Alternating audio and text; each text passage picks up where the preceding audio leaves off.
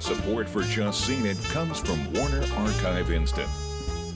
Streaming hard-to-find movies and TV shows direct from the studio at WarnerArchiveInstant.com. Support for Just Seen It comes from Weaver's Coffee and Tea, makers of hand-roasted artisan coffee and hand-blended tea. Learn more at weaverscoffee.com. Kimball Beauty, offering a complete line of hair care products, is a proud sponsor of Just Seen It.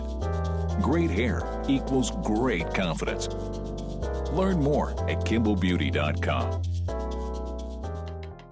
On this episode of Just Seen It, we review the romantic comedy, Enough Said. James Gandolfini is so precious in this film. You just want to wrap your arms around him and squeeze him. 2 TV pilots, ABC's Super Fun Night, and Showtime's Masters of Sex. I'm so excited that Rebel Wilson finally has her own show. The action drama, Prisoners. It's great to see Hugh Jackman surprise me again with his wonderful acting chops. And based on true events, the racing thriller, Rush. Ron Howard returns to the world of automobile chases for the first time since his directorial debut, Grand Theft Auto. All right here on Just Seen It.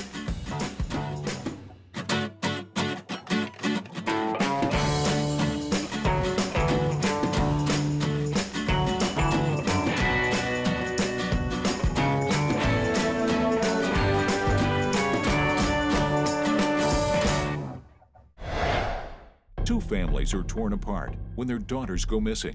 Anna, Joy, I couldn't find them! As the police follow leads, Keller is desperate to find the girls. I don't understand what any of this means. They said he ran. So he takes matters into his own hands to protect his family in Prisoners. Hi, I'm Aaron. I'm Lisa. And I'm Salim, and we're here to discuss the new movie Prisoners. We've all just seen it. Lisa, take it away. Prisoners, directed by Academy Award nominee Denis Villeneuve, is about 2 little girls who go missing on Thanksgiving Day and their family's desperate search to find them. It's certainly an interesting drama, and as far as an examination of the effects that an event like this could have on parents, the film is very successful. It actually reminded me of the show The Killing, which is also about a family whose daughter goes missing. But that show is more so about the small moments of how they're having to deal with it. This movie has that. It's about the parents, but what it does is it shows the extent that the family, especially Keller Dover, who played by Hugh Jackman, the extent that he's going to go to find who took his daughter. Yeah. And it's fascinating the other parents' reactions to it, too, Yes. because they all respond in very different ways. Yes. You have Maria Bello playing his wife, and then you have Viola Davis and Terrence Howard as the parents of the other little girl. And each one of them responds to it differently. They're very well defined. That's what's so good about it and why their performances are so strong as well. But this is definitely a movie with a lot of twists, a lot of red herrings. You know, we're finding things out. We think one thing, we don't know if it's true or not. It does that a lot. I love the twists and the turns, especially when Detective Loki comes on, played by Jake Gyllenhaal. That's when the movie really starts to move, and that's when a lot of the twists and turns starts happening. There's no way that someone with the IQ of a 10-year-old could abduct 2 girls in broad daylight and then somehow make them disappear. Well, maybe he wasn't on his own. And one of the things I think that helped keep your interest are the little breadcrumbs that it dropped following different themes in the movie. There are several themes that are very prominent throughout. You've got religious faith, you've got the morality of being a parent, and then you've also got the effects of the recession on the American family. This film, all the way through, are little references to the different things. I could watch it several times, just focusing on each theme individually and seeing how it plays out. I found that very interesting. To me, it was more real. The dialogue was real. People stepped on each other and talked at the same time as they do. It wasn't just quick, clever bites, as you see in so many scripts. Like, it's very original, and it's a well-told story. It just dips into being a very standard suspense thriller at times. Well, let's talk about the wonderful performances here. I thought Hugh Jackman was incredible. He's very distraught the entire film, and he's very good at being angry and like, showing you all the emotions that a father in this position would go through. His character is actually very similar to Wolverine in terms of being very guilt-ridden, being very tortured. Okay. However, he is a lot more on the surface. He's emotional. He's a very extremely emotional. He's going to erupt every single time because of how sad or angry he is. Well, remember, too, the film opens with him saying the Lord's Prayer before he shoots a deer. Exactly. Fascinating. Yeah, and then we have Jake Gyllenhaal here, who plays Detective Loki. Yes. I don't know, I love Jake Gyllenhaal, even though he has the same shtick. He's got the dead eyes, but for some reason it worked here. No, He's it got was some good. crazy quirks going on He's that I got really good liked. dialogue. Yeah. The quirks are very interesting. There are all these little tiny specificities about his character. For example, he has tattoos on his knuckles. He's wearing a mason ring. He has some weird sort of twitch, or his, he Squinty blinks eyes, his yeah. eyes a lot. And all these things probably were added to create a fuller character. However, it seems like they just ended up getting cut out of the movie because the movie ended up being way too long. I loved Paul Dano's performance, and I would have liked to see a little more of him. He plays a developmentally challenged suspect, and boy, does he go through the emotional ringer. Is it a special day? Are you planning on taking 2 little girls? No. Have you done that before? No. Did you ask him to come inside? No. You asked him to come inside the RV and then you take him away? No. Did you put those girls somewhere? Yes, Come on. Did you put those girls somewhere? Don't touch me. I know you put those girls somewhere. Despite its glacial pace, I think that it handles the material very well and in a visually interesting manner, probably because we have the amazing Roger Deakins as cinematographer here. Yeah. Visuals just blew me away. It was Middle America. It was a down-and-out, gritty, grungy place with rust and cheap Drab paneling, colors, like, drab oh my colors. God. Yeah. That was my favorite part of it. The drabness. He loves rain, The too. rain, There's the so many rain good going rain into the shots. snow, how Yeah. dark and dreary it is. Based just off the first images of the movie, we know the darkness that's going to be in this film before even getting into the story. The editing is where it really lacks. I mean, things just linger on for a little bit too long, and if all of that had been cut out, the film would have been short enough. It's almost 2.5 hours long, and you can really feel it. When talking about production value, you have to mention the incredible score of Icelandic composer Jóhann Jóhannsson. It was beautiful, and it was so well woven into the theme that you didn't really even notice it, except if you were paying close attention, which I advise viewers to do, because it really is a beautiful score. This is a great investigative thriller. It's just a little too long, so I'm gonna say stream it. Prisoners will hold you captive from start to finish. I say, see it. Great acting, interesting story. Unfortunately, it needed to be a little bit more condensed. Stream it. Our votes add up to 2 full tickets, which is a stream it for Prisoners. Cheers! To some stellar performances. With her daughter leaving for college, Ava decides to start dating again. When she meets Albert, she unexpectedly falls for him. Hi. Hi. Oh, did I get the day wrong? No. Why? Because you're wearing your pajamas? But when she discovers Albert is her new friend's ex-husband, things get complicated. In Enough Said. Hi, I'm Brenna. I'm Leah. And I'm Kevin, and we're here to review James Gandolfini's last film, Enough Said. We've all just seen it. Brenna, tell us about it. This film was cute, it was believable, and it was a lot of fun. It's very basic, it's very simple, but it gets the job done. With these characters that you like, the characters are all well written, the dialogue is great, each character seems fully fleshed out, even the ones that we only see for 5 or 10 minutes. Right. Well, writer-director Nicole Holofcener has a long track record, a very good one, by the way, of working in both television and film. She wrote for Parks and Recreation, Sex and the City, 6 Feet Under, and then she also has a nice roster of feature films, Lovely and Amazing, Friends with Money. So she's good at small stories and interesting unseen worlds. What I liked about it is that it seemed like a crowd-pleasing When Harry Met Sally type comedy, but it was a realistic one. She does a very authentic, realistic look at like middle-aged people dating. Right. With the dialogue and the writing, it's extremely accessible, even for a 22-year-old who's never had a long-lasting, serious relationship to be able to watch this movie and identify with all of the characters. Yeah. Because the concepts are so universal, everybody deals with divorce. It did feel to me a bit like a 90-minute sitcom, though. There were really no stakes. Things were kind of neatly kind of tied up and resolved. There were no arcs for these characters. There was no growth. There was no arc. It's a flat, linear story. The story is flat and linear, but there's definitely growth. There's definitely character arc. It feels, though, very much like the way we resolve sitcoms. Through this relationship with James Gandolfini, she starts to change. She starts to let things go. She starts to realize her flaws. And I thought that was where the growth was. Whereas at the end, she kind of had to let it all go and be like, you know what, I'm here and hopefully you're going to like me. Eva was just telling me that there are no men at this party that she's attracted to. Okay. I don't know why you would make that announcement. Really? But, Is that unusual? no, actually. To be honest, it's not unusual. No offense. No, that's okay. It's okay. There's no one here I'm attracted to either. Okay. All right. Yeah, it's kind of an ugly crowd, really. What did we think about Julie Louis-Dreyfus? Why don't I see her on the big screen more? Thank you. I thought this woman is brilliant. She's a brilliant comedian. I wanted to see more of her on the screen, and to be quite honest, if she spent more time on the big screen, I have a feeling like people like Kristen Wiig and Tina Fey couldn't get in edgewise next to this woman because of her timing, her physicality. I mean, she's really, really funny. And she proves, too, that she can do drama. Yeah. You know, she can do something heavy and make it work. Yeah. She was quirky without being obnoxious, and she was still relatable, even with all of her facial expressions are all amazing. James Gandolfini as Albert, her love interest, you just want to wrap your arms around him and give him a big old hug. Just a big bear hug. He's so sweet and tender, and you just don't imagine that he has soft spots or that he could be hurt.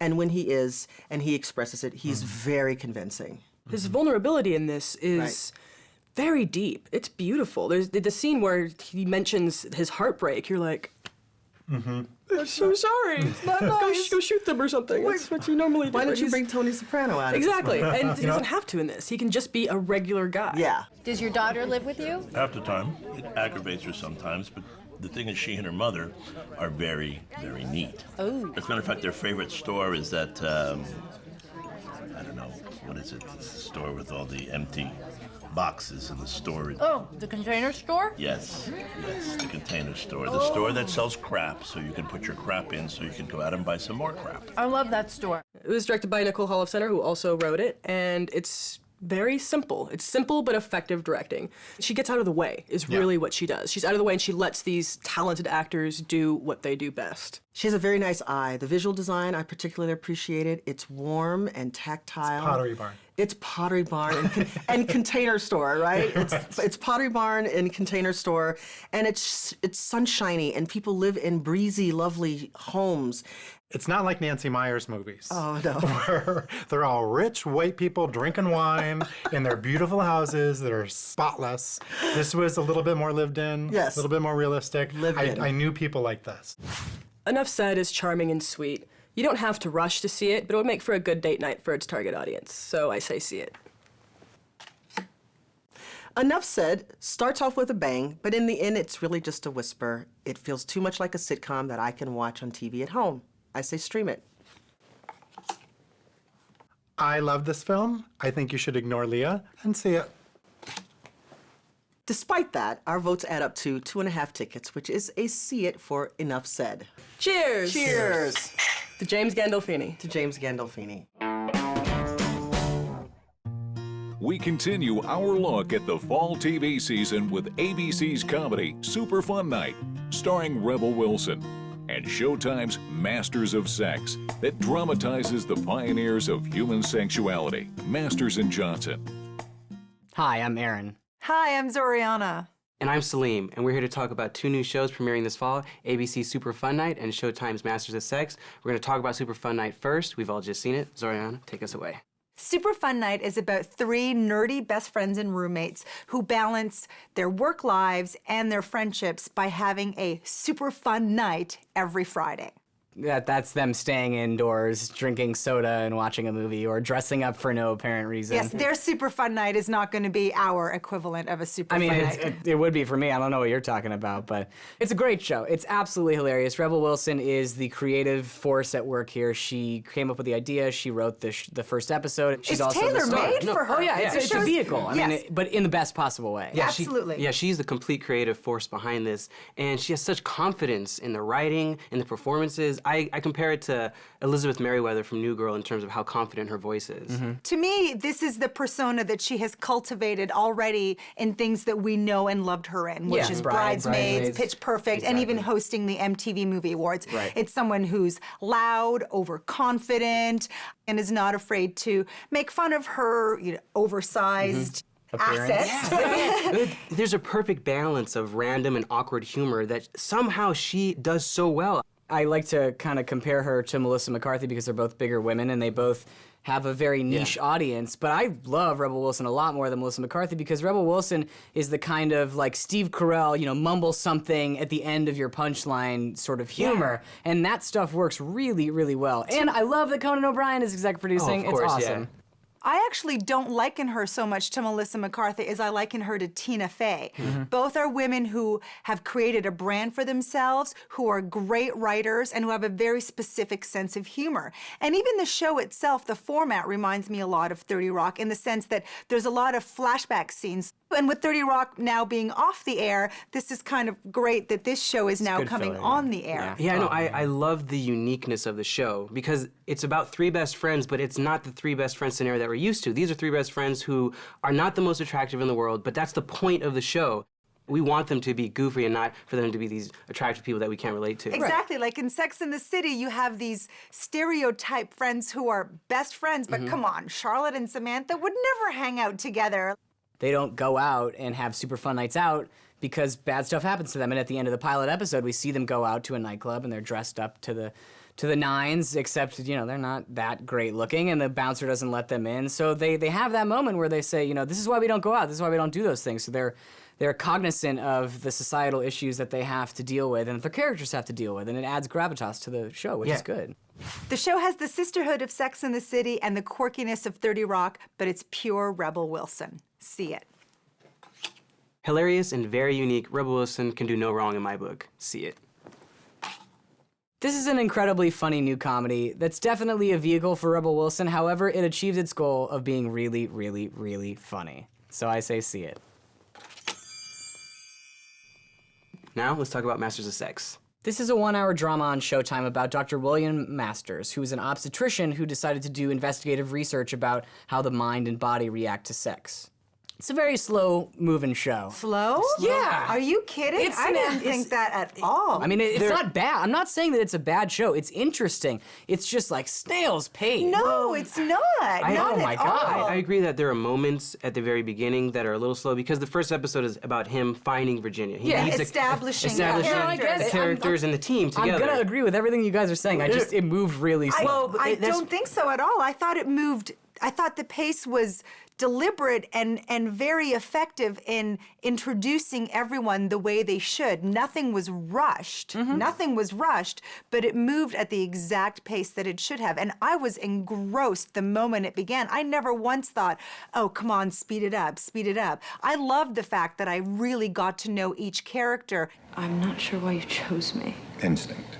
Even though I don't have a college degree or know anything about biology or anatomy. I can teach you. If you picked a female MD, she'd know all of this already. A woman doctor would never jeopardize her career on such a risky subject. And what I love is the Mad Men aesthetic to it, that it's taking place in the 50s, and it's comparing what they see as normal then compared to what we see as normal now, or the taboo of sex that they're finally exploring. And it's just great, because there's so many things that I didn't know that people didn't know back then. Yeah, well, and like when Michael Sheen gets home and you're like, oh my God, they have 2 twin beds. Exactly. I was like, oh my God, It's like the 50s, I Flintstones. forgot. Exactly. Speaking of Michael Sheen, he embodies Dr. Masters so much that it's hard to believe that anyone else could play him. But originally, Paul Bettany was cast in the role, dropped out, and it was Sheen who stepped in at the last minute. But I can't picture anyone else playing Dr. He's Masters. great. No, he's wonderful. I love how buttoned up he is. You can tell, obviously, that he's going to have a huge change over the course of the series. And it's fun because he's so meticulous about his work. Lizzie Kaplan is absolutely fantastic. Perfect I love casting. Lizzie Kaplan so much. I've been such a big fan since she was Janice Ian in Mean Girls. I mean, I think she's great. Well, what I love about Lizzie Kaplan's character, Obviously, this is called Masters of Sex, so her character is going to have to get naked a few times, probably. That's what you like best about Lizzie No. Kaplan? I She just love already how did it. and it was I awesome. love how confident she was in the character, and I love how tasteful all the scenes were. And it's not just about being gratuitous; it's about having a scientific nature to it. This is a really informative, interesting show with terrific performances. And while I did enjoy it, I just don't think that it's must-see TV, that you have to watch it. So I'm going to say stream it. The show is wonderfully acted, beautifully written, terrifically directed, and the best part is, it's far from over after the first hour. I say see it. Though the show does take a little bit of time to get going, the period piece nature and unique characters make this a definite see it. Well, our votes add up to 2.5 tickets, which is a see it for Masters of Sex. Cheers! Cheers to a super fun night. With the Masters of Sex. James Hunt is a handsome Formula One race driver with a love for the ladies. Niki Lauda is his disciplined and gifted rival. To be a champion, it takes more than just being quick. You have to really believe it. He's consistent, dependable. Will he put his life on the line the day that really matters? The two spar on and off the track during the 1976 World Championship season in Rush. Hi, I'm Zoriana. I'm Aaron. And I'm Sean. We're going to roll up to the starting line to talk about Rush, directed by Ron Howard. We've all just seen it. Aaron, start your engines for me and tell me about Rush. The script was written by Peter Morgan, who has previously written for Ron Howard, including Frost Nixon. The story does take a little time to get its wheels spinning, if you know what I mean. It's a little slow for the first 45 minutes, but it's slow for a reason. We're getting character development, we're understanding who these people are and why they are motivated in the ways that they are. I love the fact that we really got to know these characters slowly but surely, and by the time the big accident happens, we know these characters so well. I didn't necessarily think it was slow either, but the first hour I basically felt like, wait a minute, are we watching a movie about two guys just vying for a Formula One championship?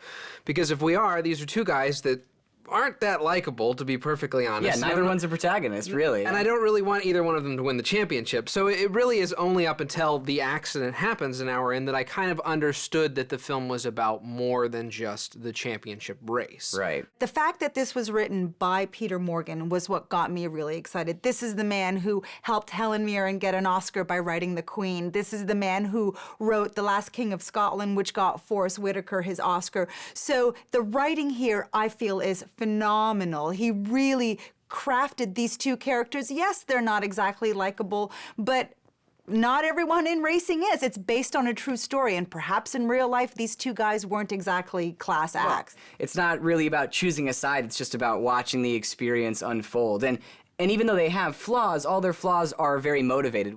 James Hunt is a big jerk because he thinks that that's the best way to survive in this business. And of course, Chris Hemsworth as James Hunt is absolutely spectacular. I think it's the best role I've ever seen him in, period. I mean, there's so much What for else him to have work you seen with. him in? Thor? I Yeah, mean, that's well, pretty much it. He There's not plays in much to Cabin in the compare. Woods too, but yeah. Listen, I agree with you about Chris Hemsworth. The camera loves him. He's a really good-looking guy, and he proves here that he is so much more than just a Marvel comic book character. And he does do an excellent job, as does Daniel Bruhl as Niki Lauda. We Yes. probably know him best from Inglourious Basterds. Yes. I didn't necessarily get the emotion or the complexity of these men, and I didn't attach myself to them. I mean, I felt like Peter Morgan wrote Nixon as a more complex and sympathetic character than these two race drivers. Those were how those men were. Yeah. And I felt that we got a really great picture of Yeah. them and how they treated their friends, how they treated the women in their lives. The people surrounding them really showcased what their personalities were. James, do you think you can cope with the pressure? Well, I've never really understood what that means. I love my job. I love competing. I love racing. Maybe you should ask Nicky. He's the world champion. He's got everything to lose. Mr. Lauda, are you feeling pressure? Do I look like I'm feeling pressure? In a typical Hollywood movie, when a big thing happens, in this case, the accident, personalities would change. Someone becomes better. Someone becomes, someone sees the light and changes. Doesn't change here at all. These guys don't change. Yeah, it only made them more like what they already were. And I think that the fact that these characters don't change, yes, that's interesting, but it also, there's a downside to that, and that's the fact that you get characters in this movie like Olivia Wilde, who doesn't really have a whole lot to do, and really just serves the purpose to show that James Hunt is a guy who cares more about the sport of racing than he does about being in a relationship. And personally, I've always been a great believer in getting there on the day, putting my foot down, and playing chicken with everyone else. But they don't want me doing that anymore. They want my body like a temple and my mind like a monk. Ron Howard has found a really good partner in Peter Morgan. Yeah. Their pairing on Frost Nixon was superb. Here, the scope was much larger, yet their collaboration was still just as good.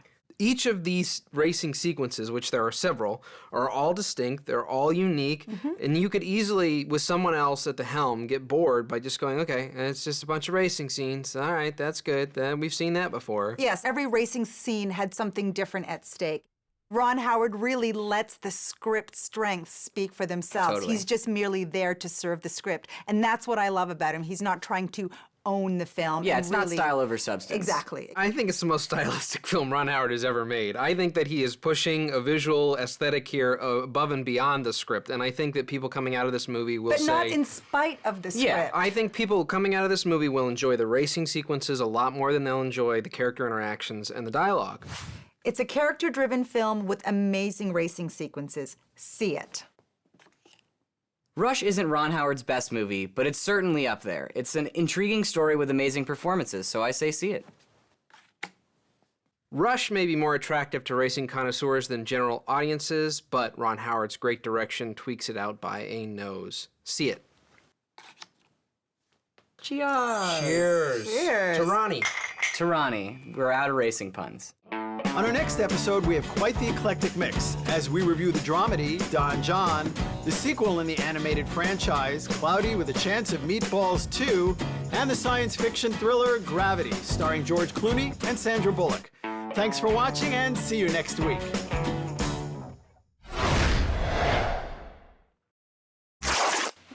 Would you mind passing me that stapler? Oh, I may have accidentally given myself an exotic piercing.